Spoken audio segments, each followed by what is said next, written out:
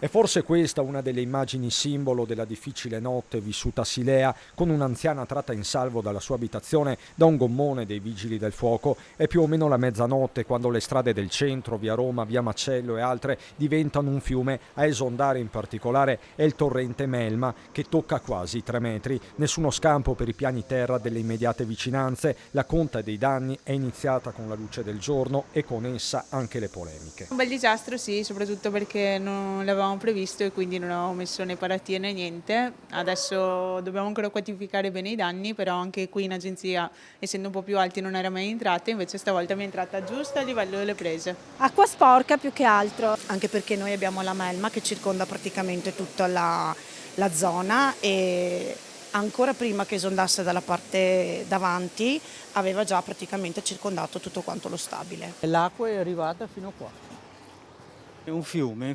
Magari se si pensava un po' prima di prendere provvedimenti, dopo che invece è tutte le volte così. Per la seconda volta c'è successo che c'erano i volontari della protezione civile, molto disponibili, ma non avevano il materiale, cioè i sacchi di sabbia, costo minimo. Coinvolta anche la casa di Lia Spolverato, che a Silea è consigliere di opposizione. Non c'è mai stato in tutti questi anni un coordinamento fra il comune di Silea e il comune di Carbonera in merito proprio alla gestione delle paratie nei pressi della centrale idroelettrica a Carbonera, che veramente regola il flusso del Melma. Eppure, dice Spolverato, nei cassetti del comune ci sono dei progetti che evidenziano la problematica, che di certo è complessa. Poco distante la sindaca Rossella Cendron si reca casa per casa comunicando i servizi straordinari di Contarina. Il suo è un forte jacuzzi con nomi e cognomi. Io ripeto, anche in maniera provocatoria, ma giustamente provocatoria, dobbiamo avere la collaborazione con gli enti preposti.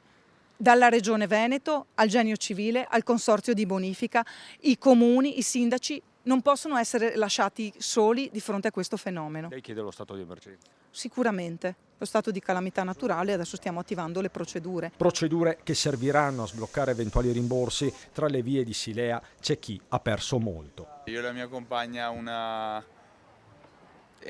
sono i risparmi, viviamo qui da 2 anni e tutto qui, bastano. Tutto distrutto. Tutto distrutto, mezzo metro di acqua dentro casa. Faremo di tutto per poter, diciamo così, limitare i danni. Quello che dobbiamo imparare da questa lezione è che per la prossima volta dobbiamo essere pronti.